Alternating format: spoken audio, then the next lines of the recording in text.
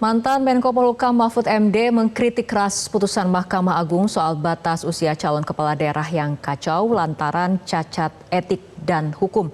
Di sisi lain, Ketua Umum PSI sekaligus putra bungsu Presiden Jokowi, Kaisang Pangarep, akan memberi kejutan Agustus mendatang.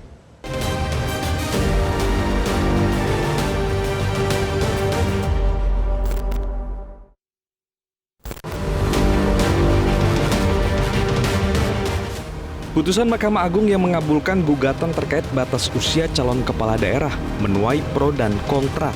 Mantan Menko Polhukam Mahfud MD angkat bicara terkait putusan MA yang dianggap membuka peluang anak bungsu Presiden Jokowi, Kaisang Pangarep, untuk maju di Pilkada 2024. Mahfud heran dengan langkah MA tersebut. Menurut Mahfud, tak ada alasan MA mengabulkan gugatan Partai Garuda itu sebab peraturan KPU yang telah dibuat sudah sesuai dengan Undang-Undang Pilkada. Pakar hukum tata negara itu mengaku mual ketika mendengar MA mengabulkan gugatan soal batas usia calon kepala daerah. Bagi Mahfud, putusan itu menunjukkan cara hukum di Indonesia sudah busuk. Mahfud menilai kecurigaan masyarakat menjadi konsekuensi logis dari tindakan-tindakan selama ini yang dilakukan melalui eksekutif atau yudikatif. Saya sebenarnya agak males tuh komentari ini. Satu, kebusukan cara kita berhukum lagi yang untuk dikomentari sudah membuat mual gitu. Sehingga saya berkata, ya sudahlah, apa yang kau mau lakukan aja, merusak hukum itu. Ya, orang yang mengerti ilmu, belajar sedikit saja ilmu perundang-undangan sudah pasti. Itu jawabannya. Tapi ya itu tadi, ini negara ini cara berhukumnya udah rusak dan dirusak. Sehingga saya katakan malas saya bicara yang kayak gitu-gitu.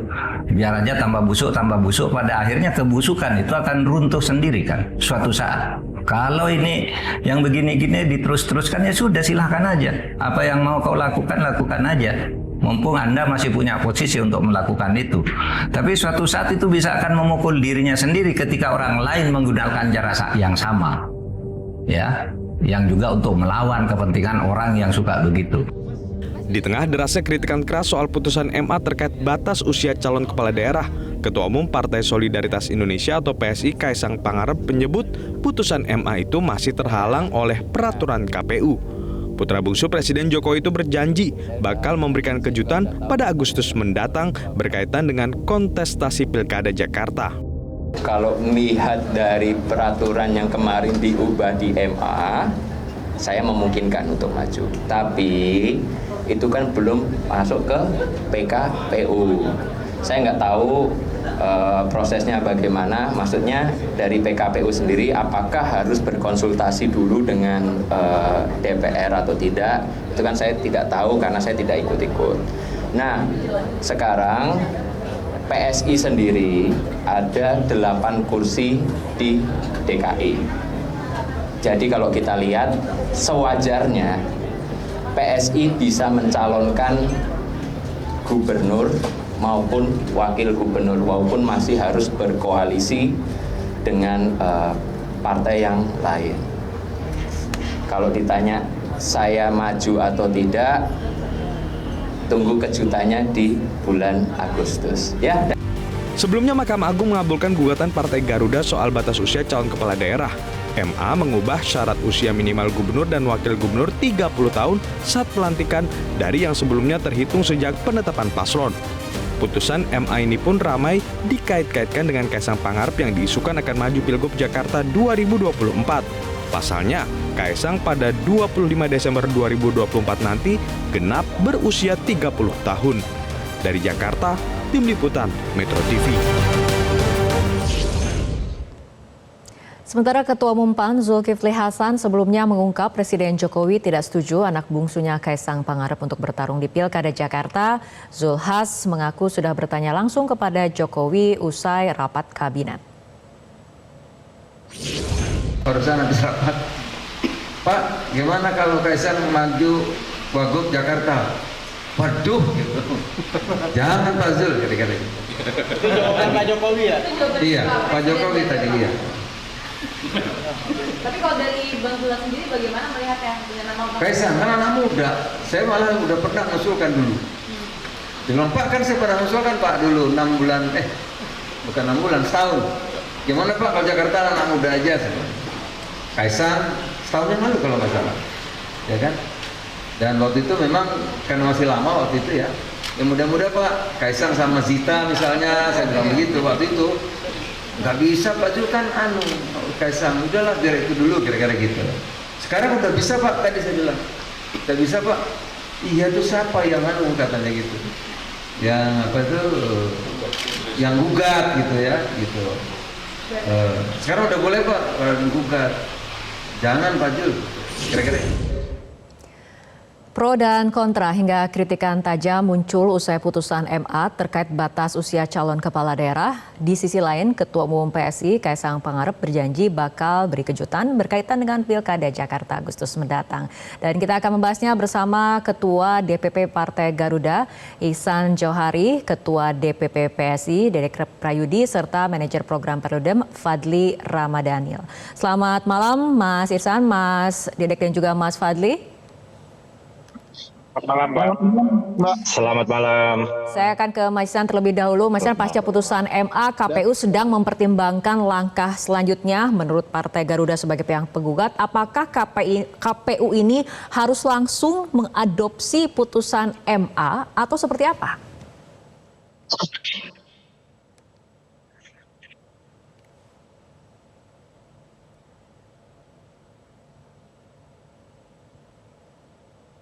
Mas Ihsan? Ya, nampaknya terjadi gangguan komunikasi dengan Mas Ihsan. Saya akan bergeser ke Mas Dedek terlebih dahulu. Bagaimana kemudian pandangan dari PSI sendiri soal putusan MA ini yang kemudian menuai pro dan kontra dan juga berbagai kritikan? Mas Dedek. Ya, siap. Terima kasih Mbak atas kesempatannya. Jadi begini, ketika kawan kita dari Partai Garuda mengajukan gugatan ke Mahkamah Agung, ya, harus saya berikan klarifikasi dulu bahwa kami di PSI sama sekali tidak berkoordinasi, sama sekali tidak membangun komunikasi. Sehingga terkait dengan penggugatannya sendiri, ya, ini di luar apa yang menjadi aspirasi kami. Itu yang pertama ya.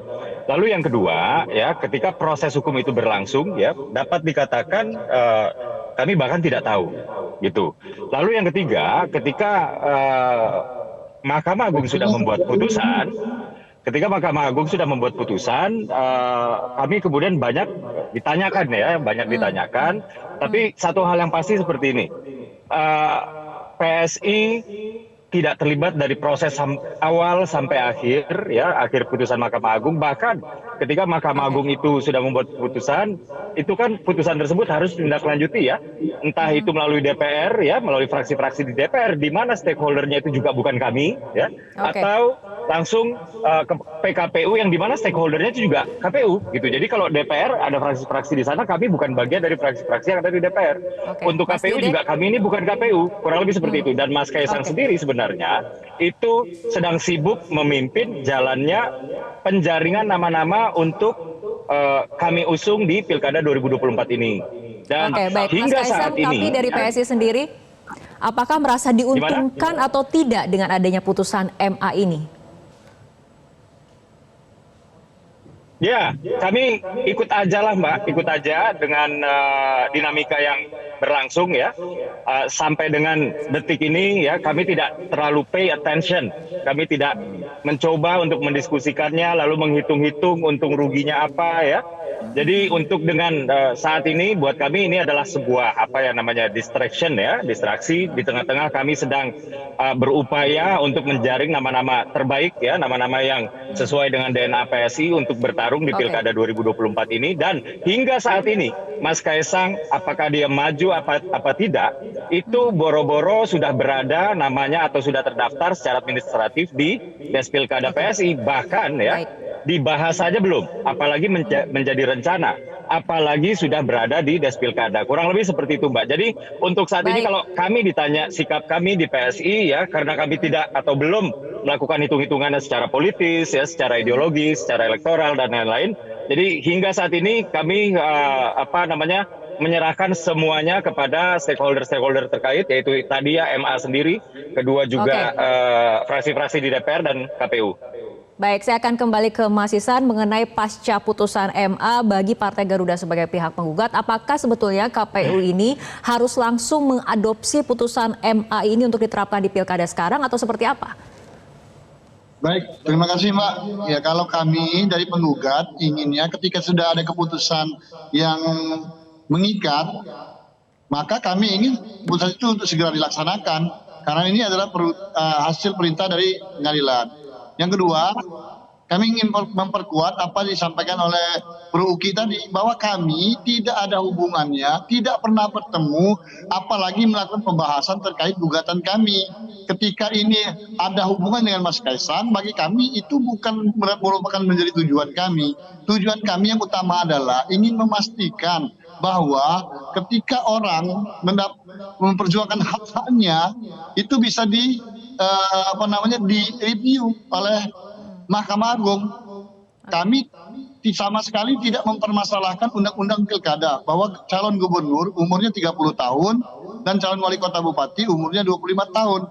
Yang kami pertanyakan kenapa KPU menambahkan frasa bahwa sejak ditetapkan, karena menurut kami hak seseorang itu melekat ketika dia sudah menjabat. Jadi hak kami hanya ingin memastikan secara konstitusional bahwa ketika umurnya sampai pada 30 tahun maka itulah yang menjadi ketetapan dalam undang-undang pilkada tersebut. Oke, Mas Fadli tanggapannya? Ya, pertama menurut saya putusan MA ini tidak bisa dilaksanakan karena putusan yang secara hukum keliru. Sebab kalau kita lihat sebetulnya di dalam undang-undang pilkada itu sama sekali tidak ada syarat untuk umur calon terpilih. Yang ada dalam undang-undang pilkada adalah syarat mendaftar menjadi calon. Jadi yang ada itu adalah syarat orang ketika mau jadi calon kepala daerah, syarat minimal umurnya 30 tahun untuk jadi calon gubernur, 25 tahun untuk jadi bupati wali kota. Sehingga ketika Mahkamah Agung keliru menafsirkan peraturan KPU dengan undang-undang pilkada, yang notabene undang-undang pilkada itu pasti berlaku ya, sampai hari ini Mbak Fitri ya. Dan tentu ini menjadi sesuatu yang kemudian harus tidak boleh dilaksanakan oleh KPU. Sebab ini kalau kemudian KPU mengikuti putusan MA, maka yang terjadi adalah pertentangan dengan undang-undang pilkada. Undang-undang pilkada itu masih berlaku sampai hari ini, di mana syarat untuk calon gubernur atau syarat warga negara yang mau didaftarkan kepada KPU untuk jadi calon gubernur itu mesti berusia 30 tahun dan 25 tahun untuk jadi bupati wali kota. Itu pertama. Nah, yang kedua, soal putusan Mahkamah Agung ini bisa langsung dilaksanakan atau tidak, menurut saya tidak bisa dilaksanakan. Sebab kita punya presiden yang sangat baik ya, ketika KPU mengabaikan putusan Mahkamah Agung atau putusan peradilan di bawah Mahkamah Agung ketika itu bertentangan dengan putusan Mahkamah Konstitusi, bertentangan dengan ketentuan undang-undang. Salah satunya misalnya adalah ketika KPU misalnya mengabaikan putusan PT UN Jakarta yang memerintahkan salah satu calon anggota DPD Irman Gusman untuk masuk menjadi calon anggota DPD karena memang belum memenuhi syarat sesuai putusan MA. Dan juga ada presidennya, KPU tidak patuh terhadap putusan JR Mahkamah Agung ketika tidak memerintahkan partai politik memperbaiki daftar 30% calon perempuan. Dan itu terbukti keliru sekarang ketika hasil pemilu dibatalkan oleh Mahkamah Konstitusi terhadap daftar calon itu. Jadi menurut saya ini sudah kristal clear ya, putusan yang keliru itu tidak bisa dilaksanakan. Jadi KPU harus 100% merujuk kepada undang-undang pilkada saja. Oke, baik Mas Ihsan, menurut Mas Fadli ini putusan MA kemudian tidak bisa dilaksanakan karena keliru, artinya undang-undang pilkada yang harus dipegang oleh KPU. Tanggapannya?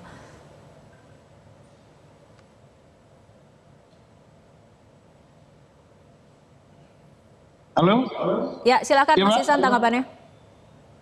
Oh iya, jadi kami sama sekali lagi tidak mempertanyakan atau mentertentangkan soal undang-undang pilkada. Yang kami pertanyakan itu adalah peraturan KPU yang menambahkan ada frasa sejak ditetapkan. Karena menurut kami orang itu berumur 30 tahun atau posisi calon itu berubah menjadi gubernur atau bupati itu ketika usianya 30 tahun sejak dia dilantik.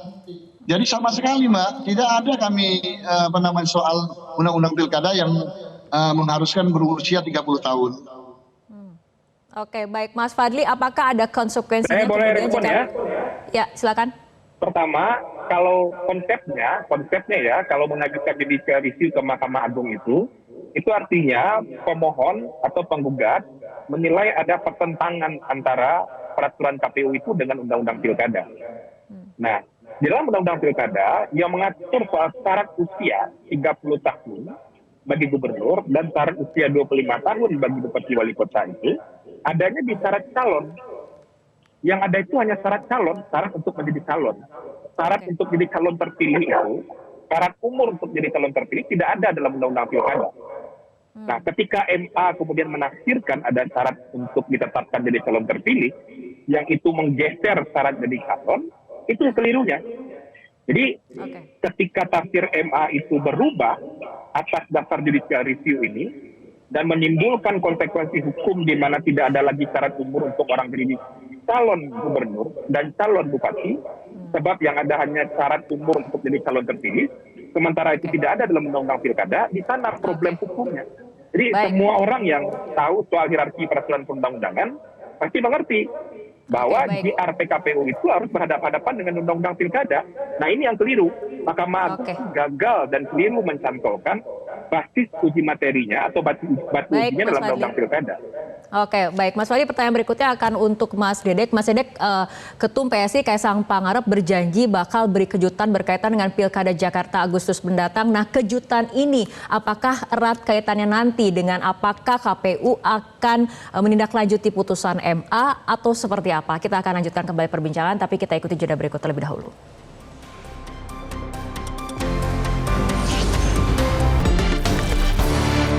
Menurut saya itu konsekuensi logis dari tindakan-tindakan selama ini yang dilakukan oleh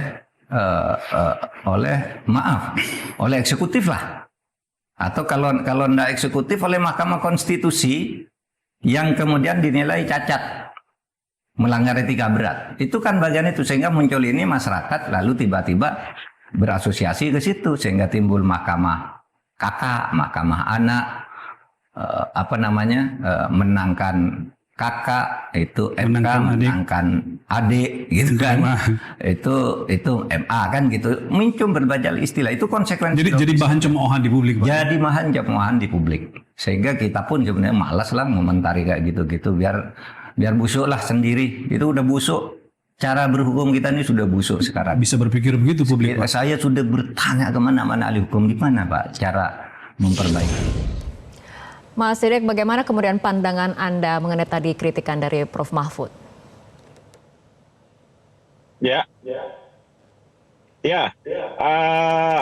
Saya tidak bisa banyak berkomentar ya. Prof. Mahfud juga kan sebenarnya baru saja menjadi bagian dari eksekutif juga ya. Apakah komentar Prof. Mahfud itu berarti Prof. Mahfud mengetahui apa yang terjadi di dalam penegakan hukum, atau apakah Prof. Mahfud berkata seperti itu ya karena memang ada hubungan emosional yang sekiranya sentimennya negatif lah gitu ya semenjak berpisah dari eksekutif. Jadi saya sendiri juga nggak tahu gitu. Jadi saya atau PSI ya tidak mau berkomentar terlalu jauh soal komentar Prof. Mahfud. Tapi begini, kalau misalnya kita berbicara soal penegakan hukum ya, apabila penegakan hukum tersebut ada cacat di dalam proses penggugatannya ya, ditemukan cacatnya di mana, atau mungkin yang kedua ada cacat dalam proses persidangannya ya, atau dua-duanya ya, ada cacatnya di dua-duanya ya bolehlah kita katakan bahwa penegakan hukumnya sudah entah kropos, entah sudah busuk, ya boleh. Tapi kan kemudian ini kan proses penggugatannya tidak masalah, proses pengadilannya nggak masalah, kemudian baru dipermasalahkan ketika sudah hasilnya diumumkan. Nah ini kan bisa saja ini karena subjektivitas politik aja ya, yang dimana putusan MA ini nggak favorable terhadap selera politik orang-orang tertentu gitu. Jadi kami pikir kalau misalnya Baik, Mas Dedek, mengenai putusan MA sendiri, Ketum PSI mengatakan Kaisang Pangarep berjanji bakal beri kejutan berkaitan dengan Pilkada Jakarta Agustus mendatang. Nah, apakah kejutan ini menunggu dari sikap KPU ataupun langkah KPU, apakah akan mengadopsi putusan MA atau tidak? Ya, sebenarnya ini sudah pernah menjadi statement saya di beberapa media bahwa untuk Pilkada DKI ini PSI bertekad untuk memajukan calon dari kader kami sendiri.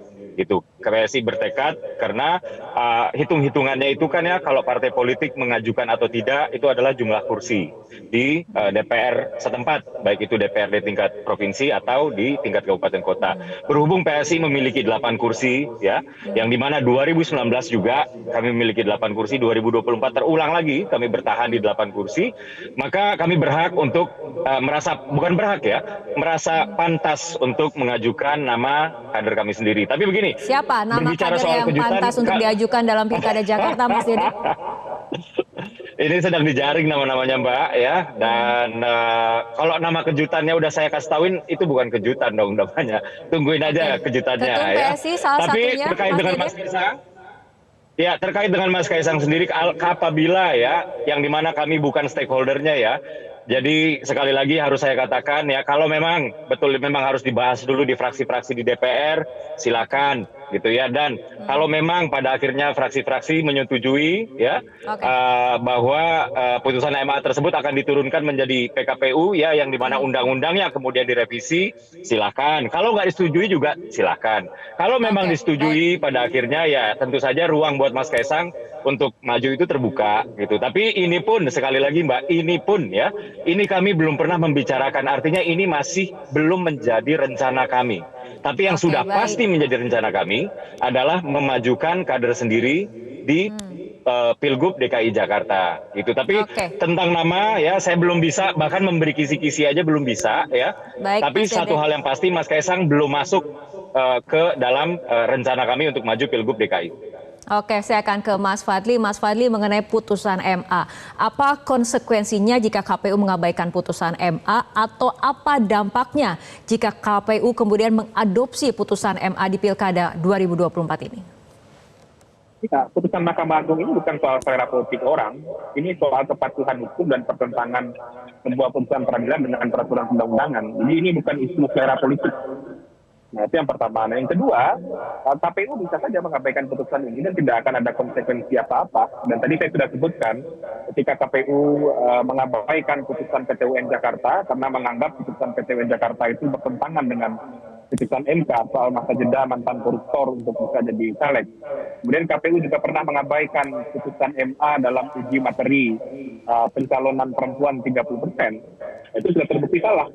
Nah, kalau sekarang kemudian mau dilaksanakan lagi, putusan yang keliru ini itu akan semakin membuat KPU semakin rosot dalam sebuah posisinya dalam penyelenggaraan pemilu. Jadi nggak ada soal sebetulnya. Nah, kalau kemudian KPU melaksanakan putusan ini, ya berarti KPU membuat aturan yang kemudian bertentangan dengan undang-undang pilkada. Nah, itu sesuatu yang tidak legitimate dalam sebuah proses penyelenggaraan pemilu. Sebab dalam undang-undang pilkada itu, syarat umur itu untuk orang menjadi calon, bukan untuk orang menjadi calon terpilih. Itu dua situasi hukum yang berbeda ya. Semua orang pasti dengan sederhana bisa memahami itu. Tidak perlu profesor hukum itu untuk memahami itu. Jadi untuk bisa menjadi calon dengan calon terpilih itu dua situasi hukum yang berbeda yang tidak boleh dicampur adukan. MA dalam putusan uji materi ini mencampur adukan dua situasi hukum itu. Oke, baik Mas Ihsan, tanggapannya? Sekali lagi Mbak, bahwa kami setuju ya, undang-undang tentang pilkada itu kan mengatur jelas-jelas bahwa usia gubernur itu berusia paling rendah 30 tahun dan untuk bupati wali kota itu paling rendah 25 tahun. Nah, kami tidak mempersoalkan itu. Justru kami ingin adanya penegasan, adanya kepastian bahwa masyarakat atau anak muda di Indonesia yang berusia segitu itu mendapat keleluasaan dan kepastian bahwa dia bisa ikut berkompetisi dimanapun dia berada. Jadi sekali lagi undang-undang ini atau gugatan kami ini untuk semuanya anak muda agar dapat kepastian. Ini hak konstitusi, apalagi kami merasa bahwa sebagai partai politik memiliki hak konstitusi untuk mengusung seseorang menjadi pemimpin di daerah, baik gubernur maupun wali kota bupati. Kami hanya ingin memastikan bahwa ketika usia orang itu mendapatkan atau memiliki kebijakan untuk mengambil sebuah keputusan bagi publik, itu usianya sesuai dengan undang-undang pilkada, yaitu berusia 30 tahun. Maka sejak itulah dia diuji sebagai seorang pejabat negara. Saya kira itu ininya, Mbak. Baik, Mas Ihsan, Mas Derik dan juga Mas Waldi, kita tunggu saja bagaimana sikap KPU selanjutnya. Apakah kemudian akan mengadopsi putusan MA atau tidak menindaklanjuti putusan MA ini. Kita akan tunggu bagaimana berikutnya. Terima kasih Mas Ihsan, Mas Waldi dan juga Mas Derik telah berbincang bersama kami malam hari ini dalam Prime Time News. Jelajahi cara baru mendapatkan informasi. Download Metro TV Extend sekarang.